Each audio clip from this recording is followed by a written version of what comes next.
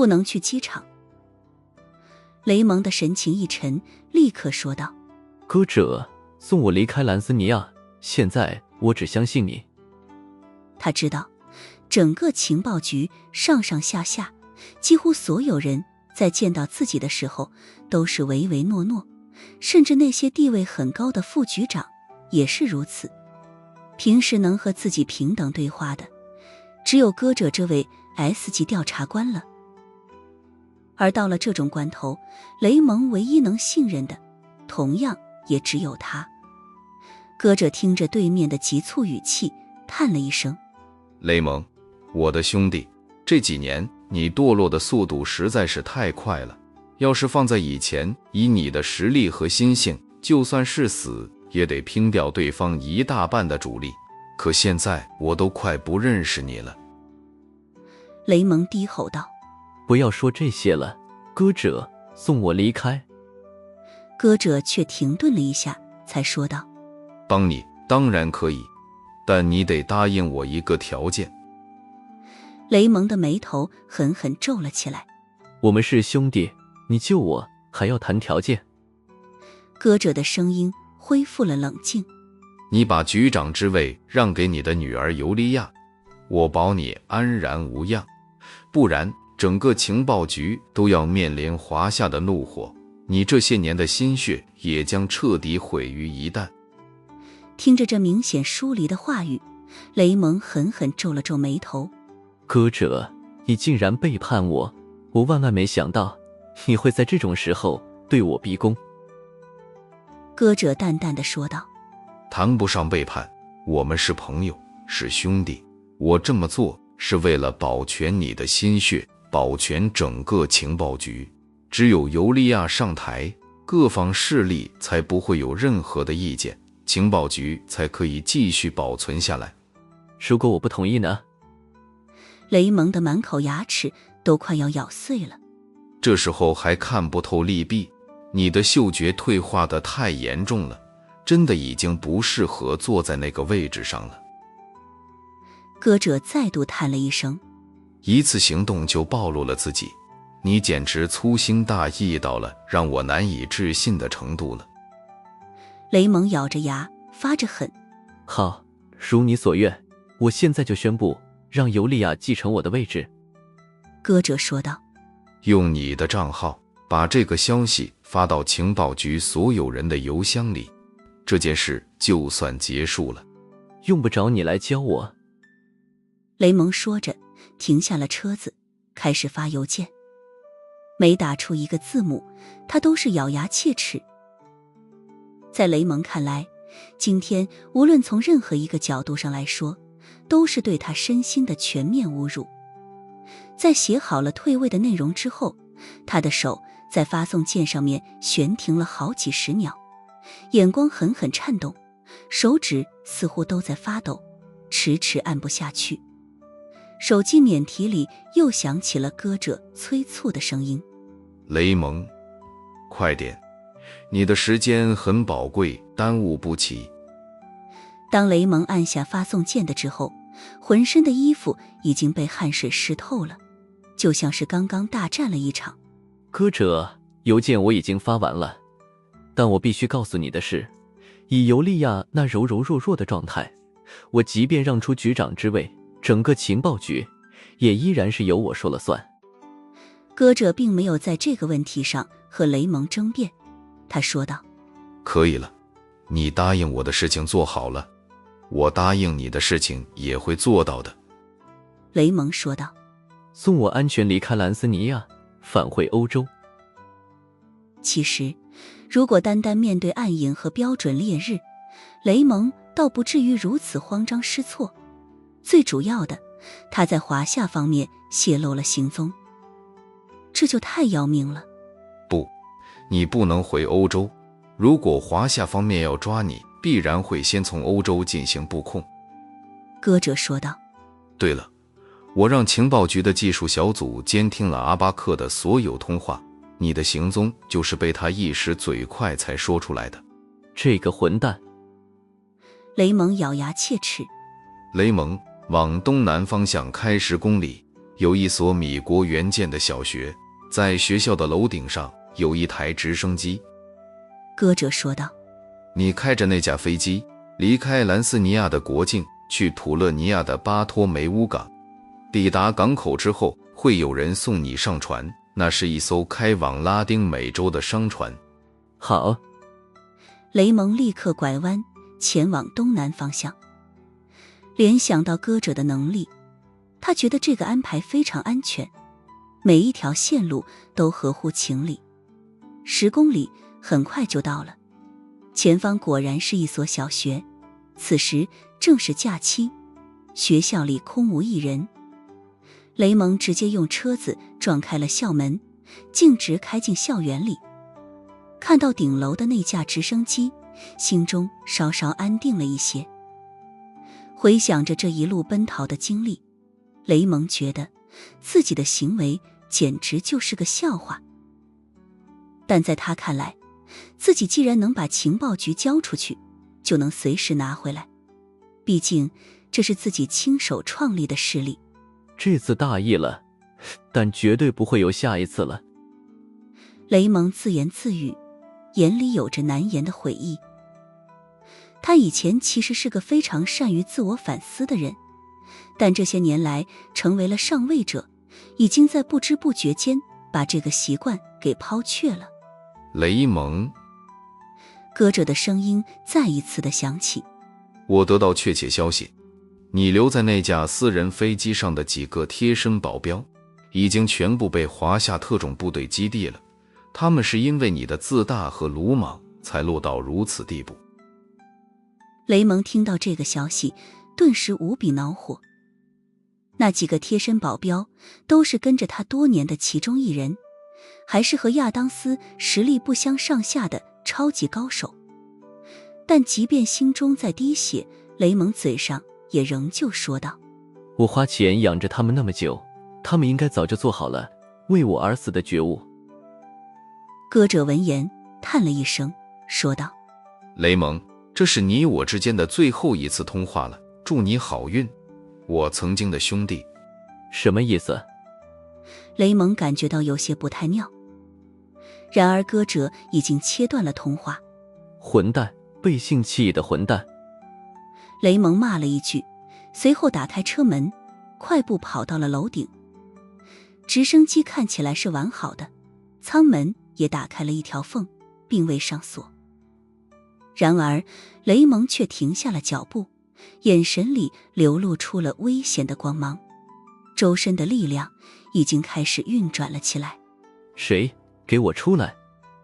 他吼道。此刻一个身影从直升机的背面站出来了。他看起来很年轻，整个人的气质极为锐利，像是一把能够劈开天穹的长刀。雷蒙终于见面了。年轻人说道。自我介绍一下，我叫苏面。雷蒙没吭声，他之前从来没见过这个年轻男人，但是能够在这样的年纪就可以给他带来一种极度危险的感觉。这样的天纵之才，怕是整个黑暗世界都挑不出来几个吧。最关键的是，对方和影子是同一个姓氏，这就让雷蒙不得不警惕起来。你来阻拦我？雷蒙的眼睛里满是警惕，随时可以爆发出最强一击，能够把情报局从无到有的建立起来。雷蒙局长当然是个强者，只是这么多年养尊处优，让他在武学方面已经荒废了不少。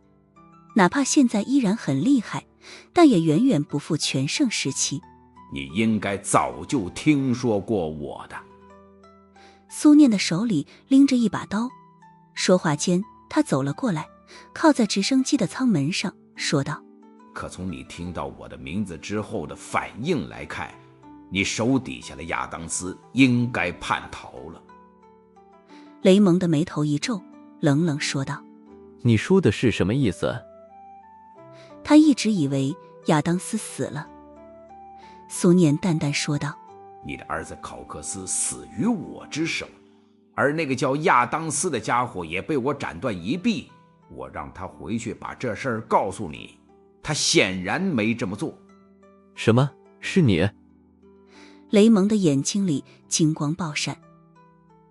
他一直以为考克斯是死在苏无忌的手中，而现在看来，担心被追责而叛逃的不只是副局长豪斯，还有雷蒙极为信任的亚当斯。最重要的是，最信任的歌者也背叛了自己。不然的话，这个年轻的华夏人怎么可能知道自己的行踪？雷蒙咬着牙，心中一阵阵的无力。这种众叛亲离的感觉真的糟糕透顶。他甚至相信，如果自己死了，女儿尤利娅应该也不会掉一滴眼泪的。雷蒙，把你身上的力量收一收。你曾经的实力很强，但现在能巅峰期70%的战斗力就算不错。苏念上下打量了一下，雷蒙说道：所以对我出手并不是一个明智的选择。除了和你决战，我还有第二条路可以选择。雷蒙狠狠皱了皱眉头，他从苏念的话语里听出了一些回转的余地。苏念说道：我既然已经来到了这里，就算是你真的能把我杀了，又能活着离开兰斯尼亚，况且你就不怕歌者在这架直升机上装炸弹吗？雷蒙沉默了，脸色难看到了极点。雷蒙，跟我聊聊禁锢黑渊的事情。苏念说道：歌者告诉我，情报局关于这方面的资料一直都是你在亲自掌握。我所知不多。雷蒙说道：我只知道这个阿德里安钻石矿山就是禁锢黑渊的一个遗址，里面可能关押着超级强者，实力绝对在天际线之上。苏念的眼神里忽然充斥了凛冽的杀意。所以你就把我弟弟引了进去。下一秒，长刀出鞘，雷蒙本能的飞退，可是苏念的刀光实在是太快了，无视任何阻挡，似乎可以斩破一切。唰，雷蒙的胸口霎时便飙起了一道血光。此时矿山周围已经成了血色沙场，在矿山内部却呈现出另外一种局面。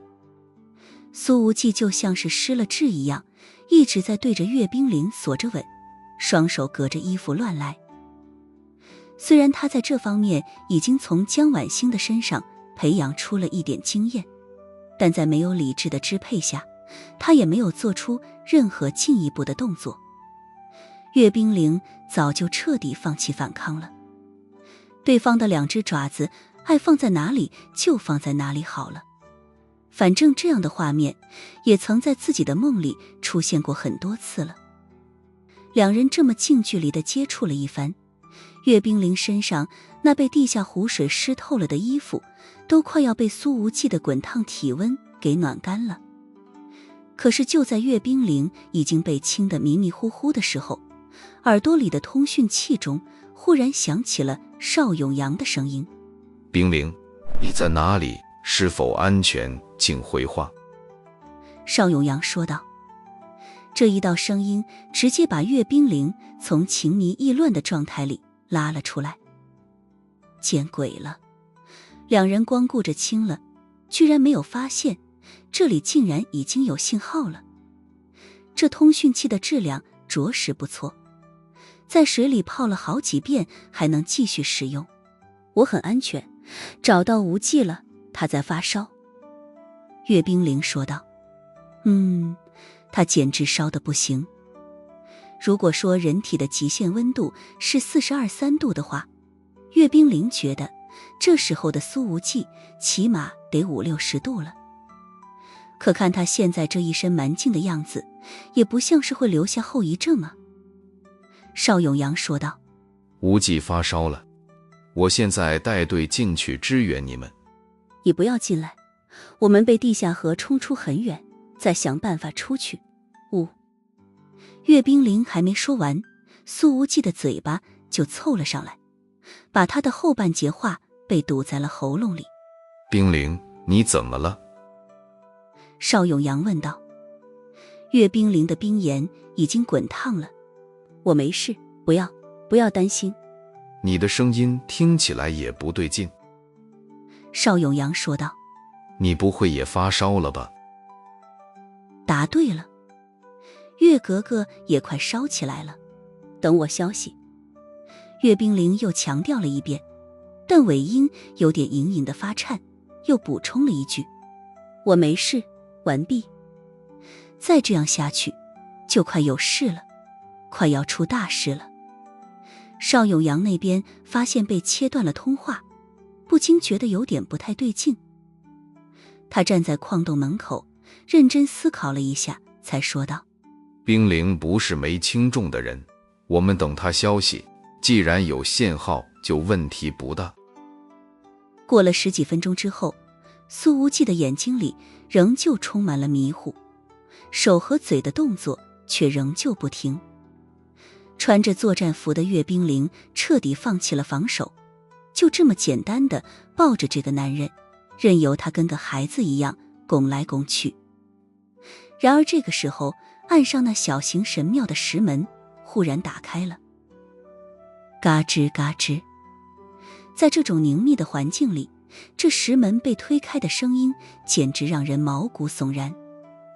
岳冰凌身上的热量瞬间退去，后背顿时泛起了一大片鸡皮疙瘩，一股凉意骤然笼罩全身。一个身穿黑色袍子、头戴黑色帽子的人出现在了这小型神庙的门口。借着那极为微弱的光线，岳冰凌发现此人的头发全白了，垂到腰际，胡须也已经全白，垂到了胸口。他的脸很白，干瘦的，皱纹很深。而他的这身衣服看起来就像是个教堂里的神父。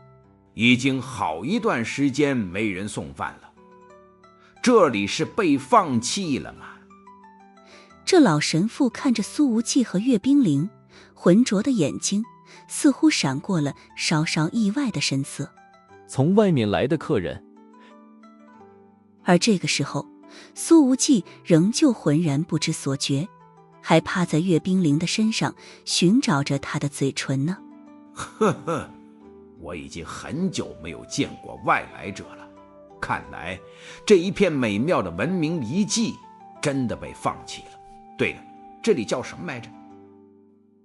这神父说着，盯着苏无忌看了看，白色的胡须和头发忽然无风自鼓，甚至他的黑袍都已经鼓荡了起来。这神父的气势一起，岳冰凌立刻感觉到了危险。他反手摸向腰间，想要拔枪，却摸了个空。自己被地下河冲出去这么远，手枪早就不知道被冲到什么地方去了。紧接着，这神父便腾身而起，直接朝着苏无忌扑了过来。刚刚他明明看起来像是个暮年的老人，可是此刻却犹如一头捕食的猎豹。这速度实在是太惊人了。小季，小心！岳冰凌用尽全身力气，想要把苏无忌给推到一边。可是在这危急时刻，苏无忌内心里对于危险的本能感知终于开始发挥了作用。他腾身而起，一只拳头挥出，狠狠迎向了那位苍老的神父。而这神父也是抬起了一只皱巴巴的枯瘦手掌，拍向了苏无忌的拳头。轰！强烈的气，爆声骤起。苏无忌在轰出一拳的时候，正好挡在岳冰凌的身前，后者完全没有受到半点气浪的攻击。双方交手了一次之后，皆是站在原地，谁也没有后退一步。而那神父明显有点意外，这青年的力量实在是超出了他的想象。对于禁锢黑渊来说，任何外来者都得死，而我同样不想被人看到我被关在这里。哦，对了，这里确实是叫禁锢黑渊。说完这句话，他明显停顿了一下，随后敲了敲自己的脑袋，说道：看来真是年纪大了，记性不好。好像有人对我说过，如果有外来者，只要打败了我，我就得送他们离开。奇怪，这话是谁对我说的来着？我怎么想不起来了呢？这神父的精神状态看起来也不是特别正常，但这种类似老年痴呆的病症，总比之前那个老变态要好一些。这神父说着，右手重新抬起，慢悠悠地抽向苏无忌，看起来像是很简单的一巴掌，轻飘飘，似乎完全不着力，可落在岳冰凌的眼睛里，仿佛这一片山体空间都要坍塌了。那从山顶上垂下来的丝丝缕缕的光线，已经被这轻描淡写的一掌直接搅乱了。岳冰凌在部队所练就的身手不错，但在武道上顶多算是刚刚入门而已。在他看来，这个神父和之前那犹如僵尸一样的黑衣人，在实力水平上应该是不相上下的。然而这一次，用不着岳冰凌提醒，苏无忌的重拳就再度迎上了神父的巴掌。轰轰轰！狂暴的力量从苏无忌的拳头前释放而出，尽数轰击在这神父的掌心之中。整个空间都在因着气浪而震荡，灰尘和碎石扑簌簌地落下，地下湖的表面不断地激起浪花。岳冰凌在苏无忌的身后感觉到无比的惊讶，在他看来，这样的力量根本不是一个正常人所能表现出来的。自家的小技好像比之前更强了。岳冰凌知道自己这时候千万不能拖苏无忌的后腿，于是立刻远远避开。苏无忌和那位神父对轰了足足5分钟。在这5分钟的时间里，这一片空间飞沙走石，宛若世界末日。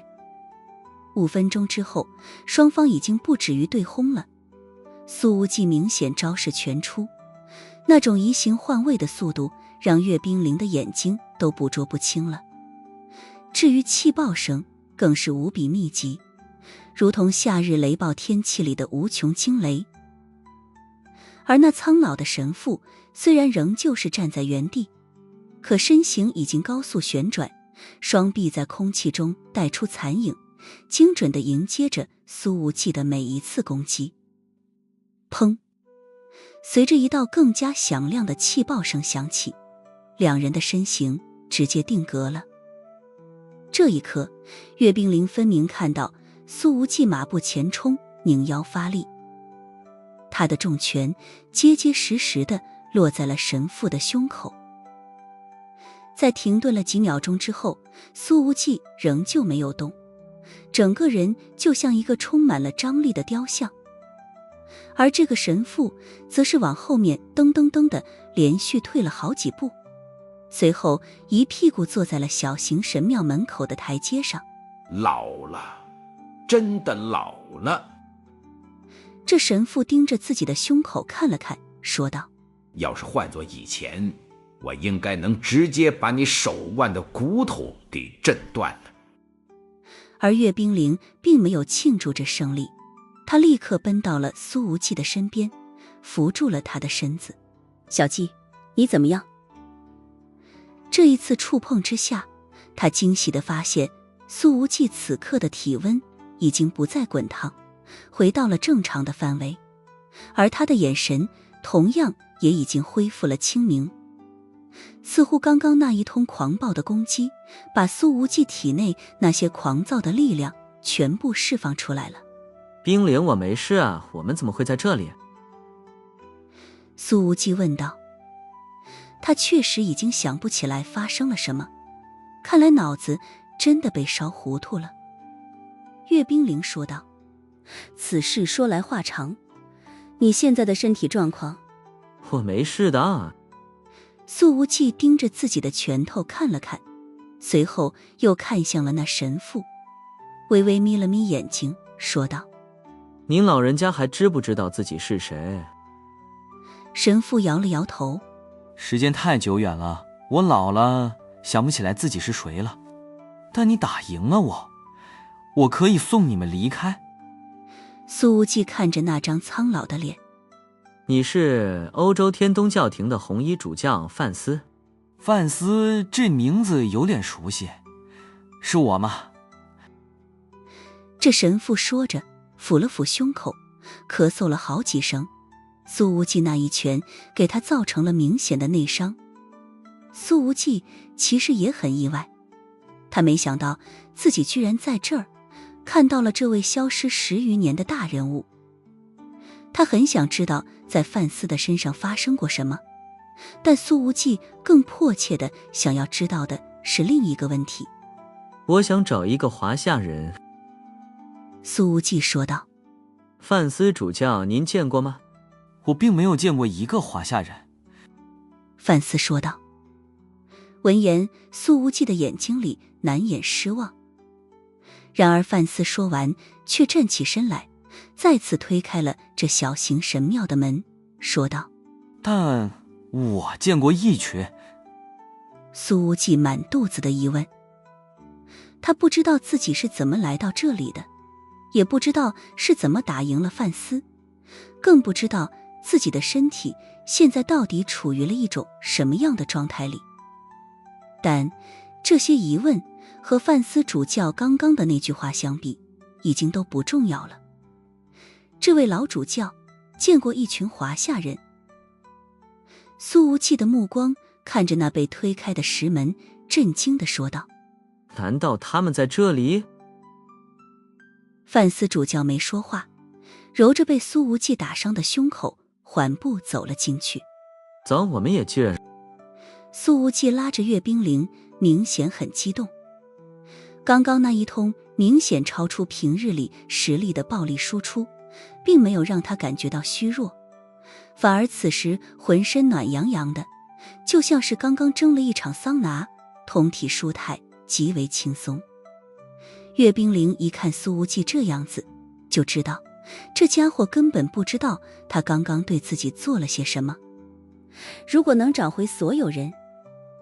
阅兵铃看着前方的石门，没有说下去，但语气已然微颤。那一场坠机事故是所有人心中的痛，而现在这痛苦的伤痕已经明显有了要愈合的迹象了。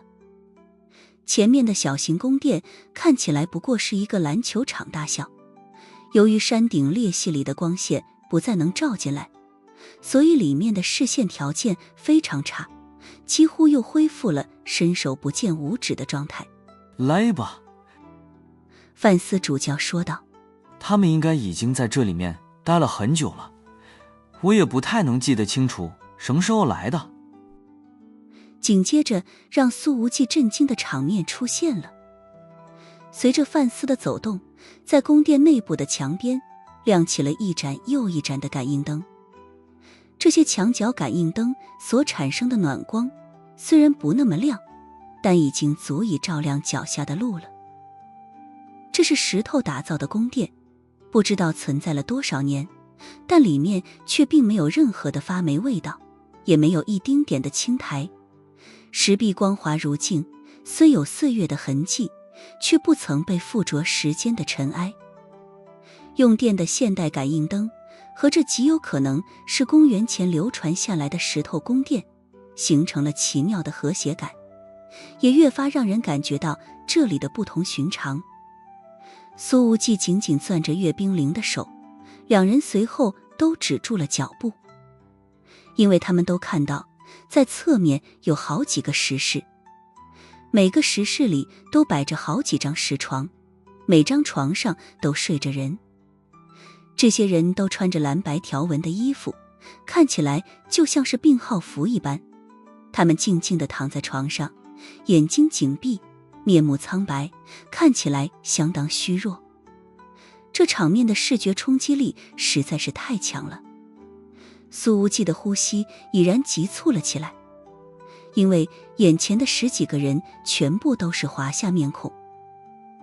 他一个个的看过去，表情已是越来越激动。虽然这10几个人的双颊已经凹下去，颧骨越发突出，近乎皮包骨头，但苏无忌还是非常确定，他们都是坠机案里的军官们。苏无忌已经要把岳冰凌的手抓疼了，他说道：“冰凌他们都是。”范思主教说道：“我想，你要找的人应该就是他们。”苏无忌说道：“可是他们的身体状态……”范思的记性明显不太好了，他揉着疼痛的胸口，剧烈咳嗽了好几声，才说道：“我记不清楚了，但他们在被送来的时候，应该都因为某个事故而快死了。被禁锢黑渊每次送来的饭菜吊住一口气，也只有黑渊的饭菜才能维持住他们的生命体征。对了，好像很久没人送饭来了。”显然，范思主教口中的饭菜所指的当然不是食物。在石室的角落里，有着10几个银色的金属箱子，箱子里装着的都是空空的玻璃瓶和注射器。岳冰凌不禁问道：“很久没人送饭，具体是多久？”范思主教摇了摇头：“那可不记得了，好像上次来人说过，这些重伤员们已经用不着吃黑渊的饭菜，也能平稳地活下去了，说不定用不了多久就要醒来了。”顿了顿，这位苍老的主教又说道：“但我不行，我不吃东西，一定会饿死的。”苏无忌不在意范思死不死，他挨个实床确认了一下，每个人都还有脉搏，并且脉象很平稳。他的眉头皱着，说道：“这么说来是禁锢黑渊救了他们，可是黑渊为什么不把他们送回华夏呢？”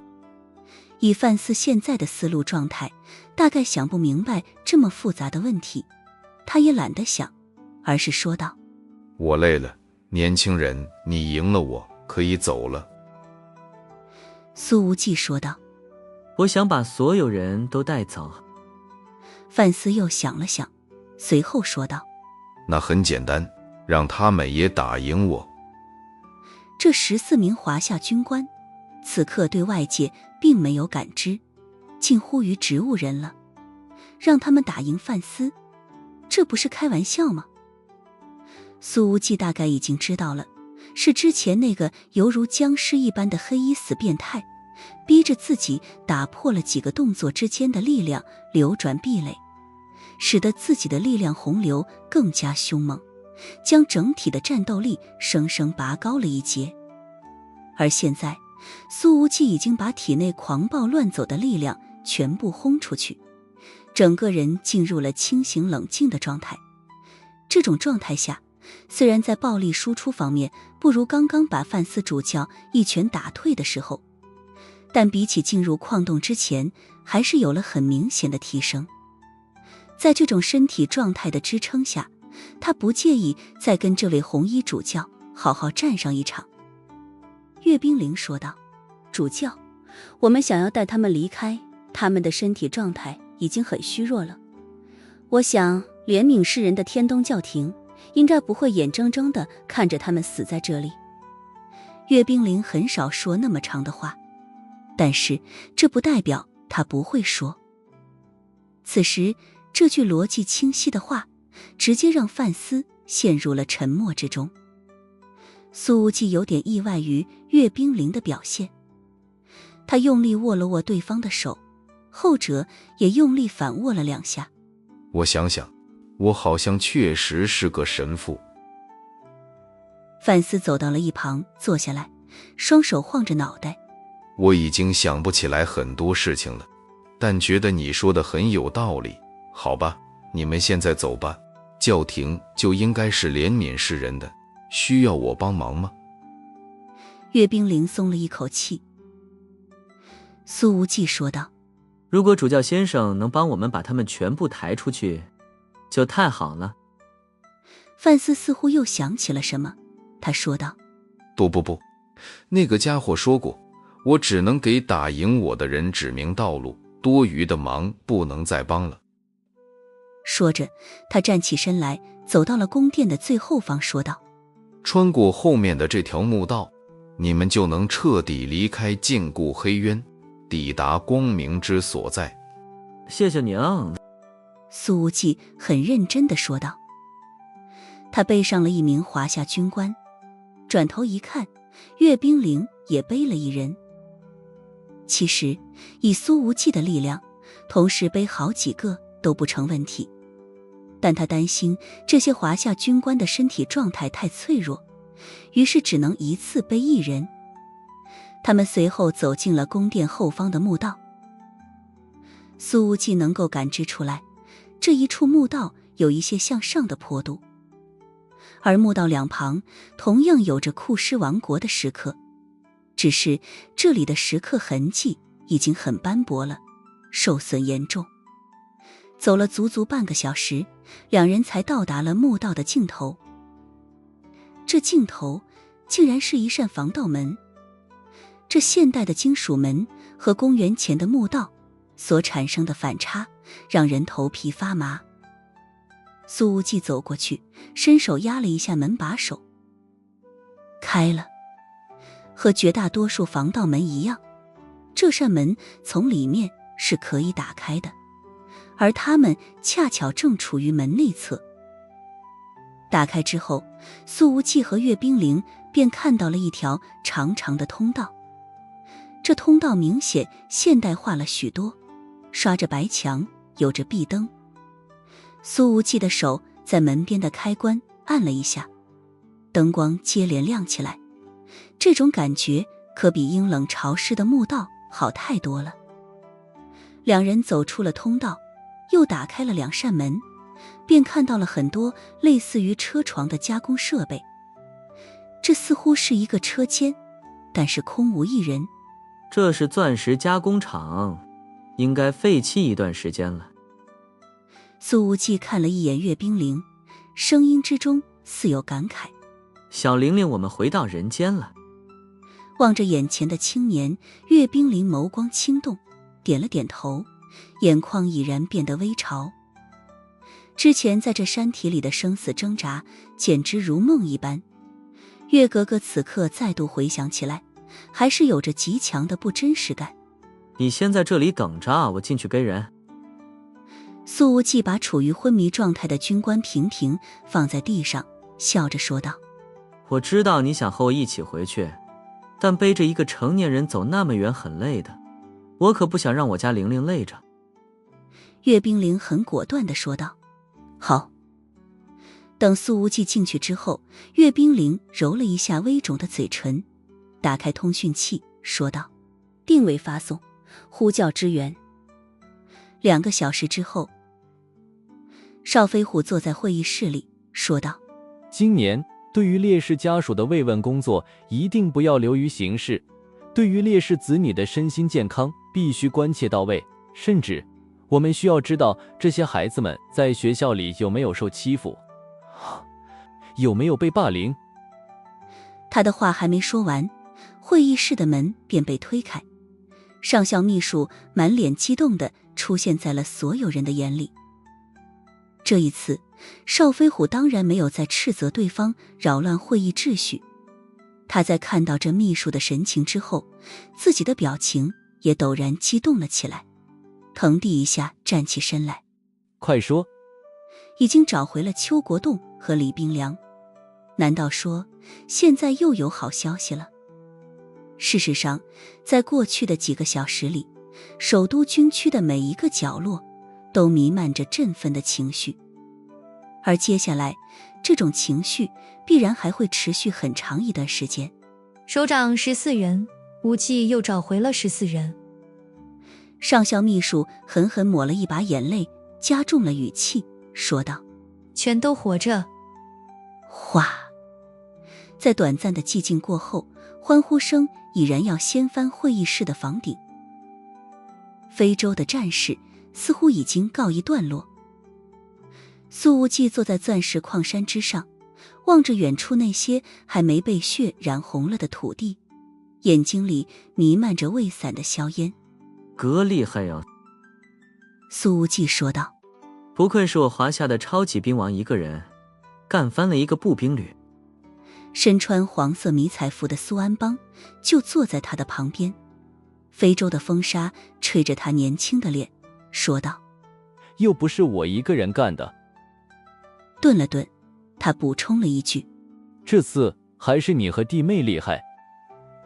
苏无忌咧嘴一笑：这个弟妹还算漂亮吧？岳冰凌抿了抿嘴，俏脸微微红了一分。苏安邦：哪个弟妹不漂亮？邵永阳抬了一箱矿泉水来，分别丢给几人，随后看了看岳冰凌，意外地说道：冰凌，你的嘴唇是不是肿了？岳冰凌的眼光一动，刹那间出现了一抹几乎不太可能从他身上所见到的躲闪与慌乱，随后立即恢复了面无表情，说道：这撞到了？哦，看起来撞得不轻。邵永阳说道。一道瓮声瓮气的声音从后面响起来：老板娘的嘴巴是被老板亲肿的。岳冰凌的眼光狠狠波动了一下，冰颜上立刻闪过了不知所措之色。邵永阳听了，又盯着苏无忌的嘴巴看了看。嘿，还真是啊。苏无忌没好气地说道：别扯淡，我什么都不记得。他摸了摸自己的嘴唇，莫名觉得有点心虚。岳冰凌抿着嘴巴，俏脸发烧，似乎完全不知道该说什么好。他在这方面的经验不足，在山体里发生的那些意乱情迷的事情，也不知道到底要不要告知苏无忌。小庞看着岳冰凌沉默的样子，说道：老板娘默认了。小庞，你这张嘴老是这样口无遮拦，不担心本老板降下惩罚吗？苏无忌没好气地说道，随后看了看对方的衣服，又摇了摇头。算了，这次看你表现好，对本老板忠心耿耿，就先不扣工资了。小庞：谢谢老板。苏无忌：虽然不扣了，但延迟3个月发放。他浑身都是土，衣服都完全看不出来本来的颜色了，上面被划出了很多道口子。事实上，小庞后来也不顾危险地钻进了最左边矿洞的最深处，只是由于他的身形太过于庞大，最后几乎被死死卡在了洞里，实在进不去了，好不容易才退了出来。岳冰凌看了看小庞的样子，伸手轻轻打了苏无忌的胳膊一下：别延迟了，给小庞多发点。老板娘还是要为员工说话的。小庞：谢谢老板娘。苏安邦笑了笑，对岳冰凌竖了个大拇指，道：弟妹，这次做得好。岳冰凌的眼帘微垂，轻声道：谢谢安邦哥。苏安邦说道：不是谁都有勇气冲进去救人的，你们的婚事谁敢拦着，我第一个不同意。岳冰凌的眼弧里再度出现了非常明显的波动，怎么就忽然扯到婚事了？他立刻说道：我不着急的。行事果断伶俐的岳格格，这次居然也难得的结巴了一回。邵永阳在旁边直笑：我也绝对不拦着，我举双手赞成。这个墙头草在1天之前还不是这样说的。苏无忌咧嘴一笑，他穿着大裤衩躺在地上，双臂枕在脑后。确实有点累了，真想冲个澡，好好体验一下非洲的澡堂子。邵永阳笑道：我看你是想体验一下非洲的大保健了吧？岳冰凌站起了身，默不作声地走到了一边。他的思绪瞬间飞远，脑海里下意识地冒出了一个念头：不知道非洲有没有柔式呢？苏无忌不轻不重地踢了邵永阳一脚：当着冰凌的面你乱说什么呢？破坏我高大形象。邵永阳拍了拍屁股上的灰，脸上的笑容更多了。你这高大形象一时半会儿算是没机会被破坏了。从今天起，首都军区得把你供起来，我爸他见了你都得给你老人家磕头。这时候，远在首都的邵飞虎控制不住的接连打了好几个喷嚏。他揉了揉鼻子，对秘书说道：安排医疗专机去非洲接人，专机上要有最顶尖的医生。上校秘书说道：司令员，我们这次还要安排其他军官随专机去非洲迎接吗？邵飞虎一瞪眼：废话，当然要派人迎接，人不要太多啊，有代表性的就可以。您看安排谁合适？这上校秘书自告奋勇：司令员这次回归的都是老战友，我觉得我……邵飞虎说道：我亲自去非洲。上校秘书情绪激动，立刻挺胸敬礼。是。在他看来，邵飞虎去肯定会把他这个秘书带着。那么多年没见到这些老战友们，这位上校的心里已经充满了无穷的想念。邵飞虎对秘书说道：你留下协助马副司令员主持工作，政委和其他3名副司令员即刻启程去非洲。就在这时候，阅兵营的通讯器响起，是特别行动组里负责与各国对接的特工打来的。他接听了之后走过来说道：无忌，米国陆军的多诺万将军亲自来到了非洲，指明要见你，要向你当面表示感谢。由于这里人还挺多，阅兵营特意把小季改成了无忌。苏无忌站起来：见他们那可没必要。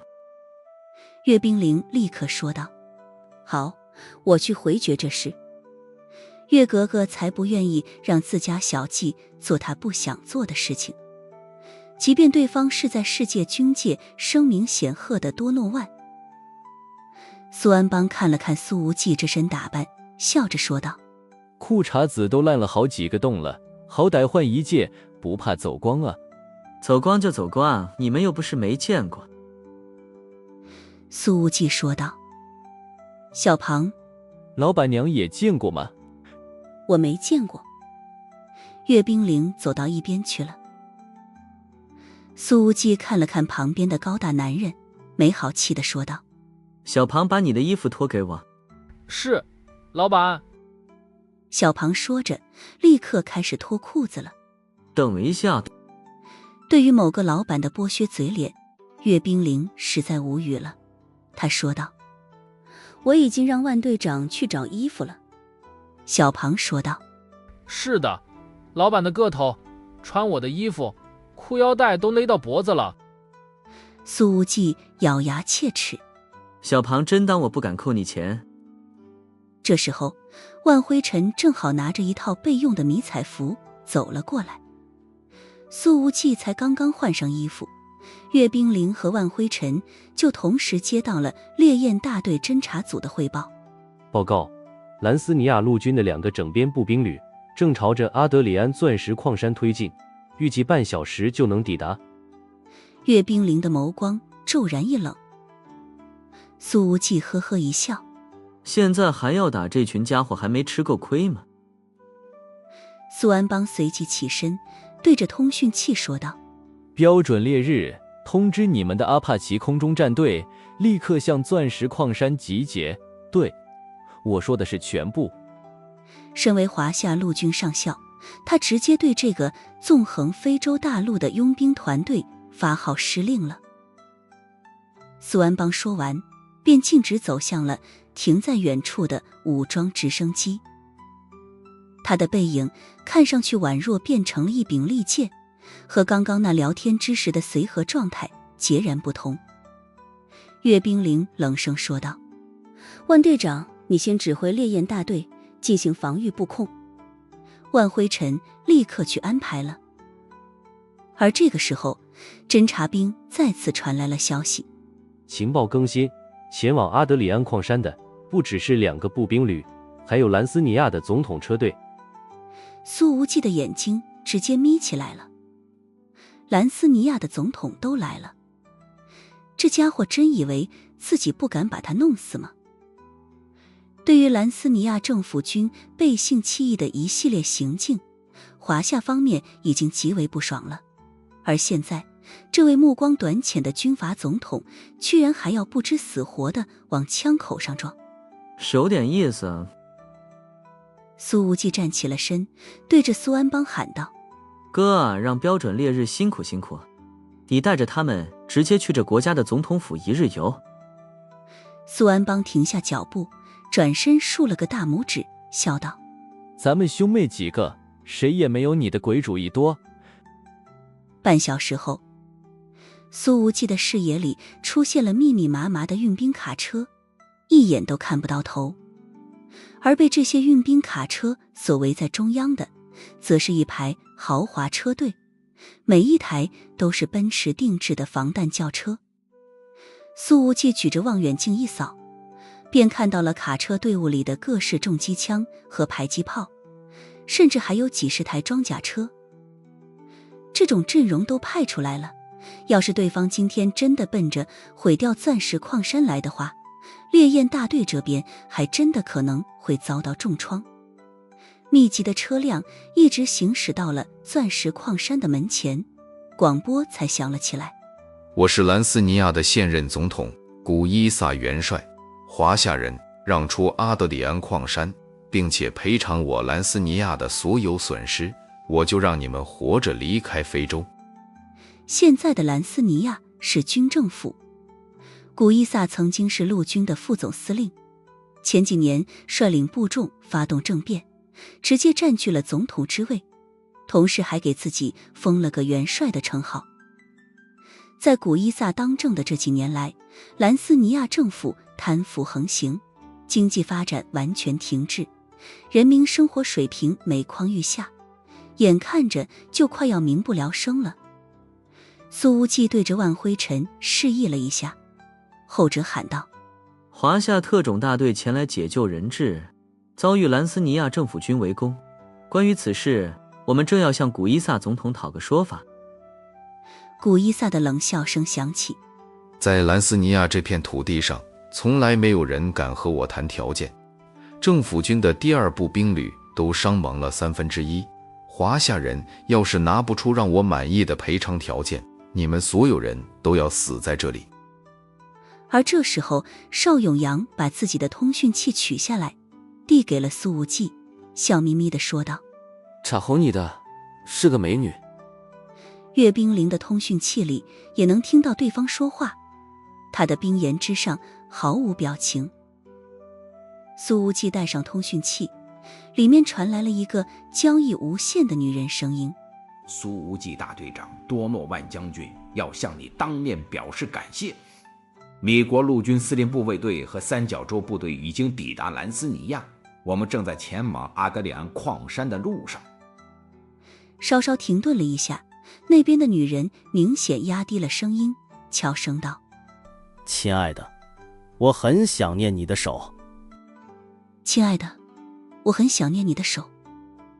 听到海伦娜这句话，苏无忌顿时觉得有点心虚，自己和这个女人之间还真算不上清清白白。他一抬头，正好迎上了岳冰凌的目光，这目光微冷，平静的一如往常，但是苏无忌本能地感觉到，这眼光之中带着清晰的审视和穿透力，似乎可以直接看到自己的内心。但苏无忌并不知道的是，岳冰凌在听到手这个字之后，便开始控制不住地走神了。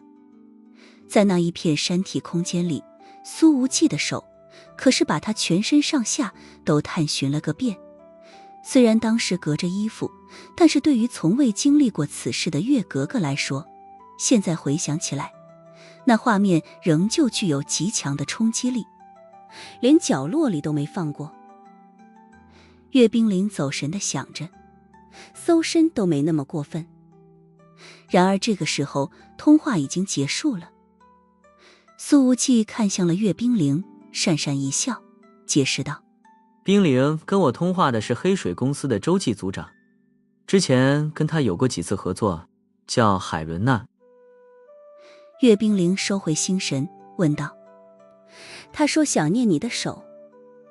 这倒不是审问，只是正常问了一句，可岳格格的语气平时就是冰冰冷冷，配合上此刻的语境，听起来让某人很有压力。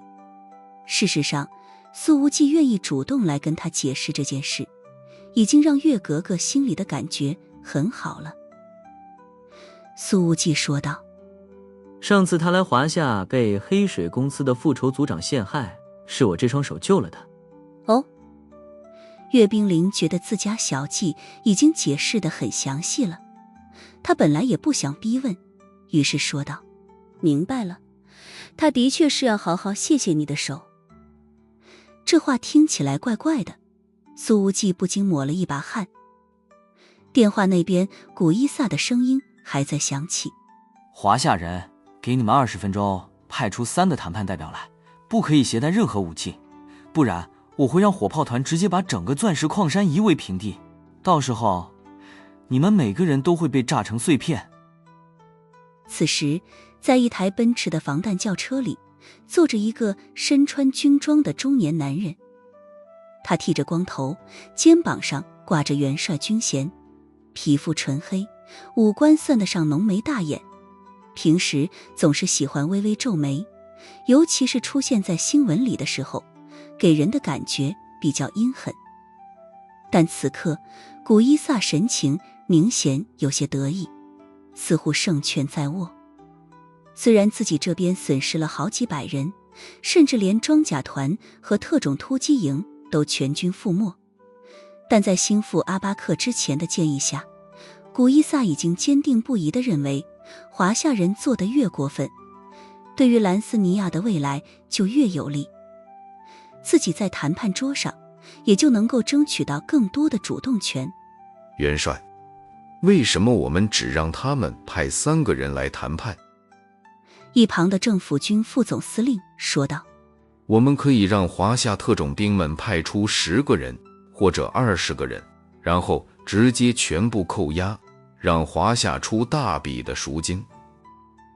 在总统面前，这位副总司令总是表现得很愚笨，很好学。毕竟古伊萨曾经就是在副总司令的位置上发动政变才上位的，现在这位副总司令得彻底避免自己出现这方面的嫌疑，时时刻刻都表现得忠心耿耿。古伊萨说道：3个人就足够了，这是一个恰当的尺度，我并不想彻底激怒华夏。显然他也根本没想着要去跟苏无忌谈判，而是把这3个所谓的谈判代表就地扣押成人质。元帅英明。副总司令立刻捧场说道。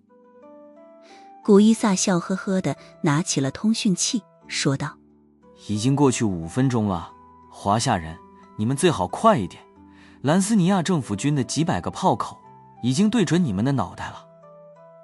一旁的副总司令又说道：元帅，这次华夏方面有标准烈日佣兵团相助，他们会不会对我们直接开火？这古伊萨说道：标准烈日才多少人敢和兰斯尼亚政府军对着干？况且我是一国总统，如果我死在了这标准烈日的手上，联合国会放过他们。说到这儿，古伊萨冷笑连连：一个小小的佣兵团而已，等我收拾完这群华夏人，就再来收拾他们。此时苏无忌说道：就按照这古伊萨说的办我，永阳、小庞我们3个去。邵永阳毫不犹豫地答应。好，这个名单合适。岳冰凌却面无表情地说道：我跟小庞替换，现场交给万队长指挥。苏无忌看了看他那张毫无表情的冰颜，道：没必要，你长得太漂亮了，留在后方还安全一些。岳冰凌这次却表现出了一贯的固执和一言堂。我是特别工作组的组长，在出发非洲之前，邵飞虎司令员曾说过，所有行动的人员名单由我来决定。小庞说道。老板娘就是想和你在一起。邵永阳笑了起来。那狠的。苏无忌搂着岳冰凌的肩膀拍了拍。小玲玲，到时候谁要是敢多看你一眼，你就偷偷告诉我，我把他眼珠子给挖出来。岳冰凌的眸光轻垂，当着好几个人的面被苏无忌搂肩膀，这感觉有点别扭，但心里好像也有一丝丝的甜。古伊萨料定华夏特种兵不敢动他，但同样的，苏无忌一方也知道，他们这次去谈判顶多被扣押，同样不会出现生命之危。除非这个目光短浅的元帅真的是个完全看不透国际形势的傻子。15分钟后，一台越野车从矿山大门开出来，径直驶到了兰斯尼亚政府军的车队跟前。古伊萨说道：让他们下车，给我仔细的搜，看看他们有没有带武器。说罢，他也开门下了车，带着一众手下高官浩浩荡荡地走到了前面，面带微笑地看着眼前的景象。站好，举起双手，我们要搜身。几名全副武装的政府军士兵举枪逼过来，喝道。苏无忌把双臂频频张开，同时说道：可以搜身，但搜我的同伴时候得找个女兵。闭嘴，这里不是你谈条件的地方，再敢多嘴，我打爆你的脑袋。一名士兵抬手指着苏无忌的脑门，表情凶狠地斥了一声，随后走到岳冰凌的身边，抬起手来，冷笑着看了苏无忌一眼。这一眼中所流露出来的神情，绝对是在挑衅。长得还挺漂亮的，呵呵。这家伙评价了一句，随后就要上手往岳冰凌的胸口搜去。看他这个动作，根本不是搜，而是要直接上手抓了。苏无忌见状，直接一个箭步跨过去，抓住那个士兵的手，一掌推在他的肘关节处，狠狠一折。啊！这士兵顿时发出了一声惨叫，他的肘关节瞬间便呈现出反向弯折的角度，看起来着实触目惊心。然而这还不够，苏无忌抓住这士兵另外一只手的4根手指，往手背方向猛然一掰，于是在场的所有人便听到了让人头皮发麻的断指声音了。这个士兵的4根指头已经和手背紧紧贴在了一起，只是看上一眼，便让人浑身的皮肤都在往外冒出鸡皮疙瘩。苏无忌的这个举动，让周围的政府军士兵立刻举起枪，指着他，一个个如临大敌。苏无忌一脚踩在这士兵的喉咙上，淡淡说道：如果你们还敢不按照我说的做，他现在就要没命了。看到苏无忌这么维护自己，岳冰凌抿了抿嘴，眸光轻动。以往都是自己站在所有人前面，现在却有个男人挡在自己的身前，这种感觉真的很好。现场一片寂静，所有人的目光都看向了古伊萨，等着他做决定。呵呵，这个华夏小伙子还真是很有胆魄。古伊萨显得很大度地说道：那就按照他说的办，要是他们没带枪没带匕首，就不用搜了。邵永阳敞开了外套，又卷了卷裤腿，显示腰间和裤腿里并没有带枪和匕首，但是他的袖子里却是有一根加长加粗的特制甩棍，那还是小庞临时交给他的。而苏无忌腰间的那紫色腰带也同样没有被注意到。苏无忌淡淡说道：我们是来谈判的，不是来被古伊萨总统挟持的，希望你们明白这一点。古伊萨微笑道：哦，可是我这里有2个步兵营，几千条枪，你刚刚所表现出来的身手确实不错，但你觉得在实力悬殊如此大的情况下，你有什么和我谈判的资格？只是说话间，他往后退了几步，退回了亲卫士兵的保护圈中。显然，苏无忌刚刚那几下凌厉的反制动作，还是让他稍有忌惮。苏无忌的声音里透着些许的嘲讽，说道：古伊萨要么谈要么就打，不妨直接一点。如果你觉得把我们3个人扣押成人质，就能以此要挟华夏，那就太幼稚了。你说我幼稚？哈哈哈，这个评价很有意思。古伊萨仿佛听见了什么天方夜谭的笑话一般。对了，还不知道你们叫什么名字呢？苏无忌开口说道：哈哈哈，苏无忌、岳冰凌、邵永牙。3人全部自报身份。古伊萨呵呵一笑：很好，把他们3个人的名字记下来，立即电告华夏，就说这3人被我政府军抓捕。华夏方面如果没有准备足够的赎金，别想赎人。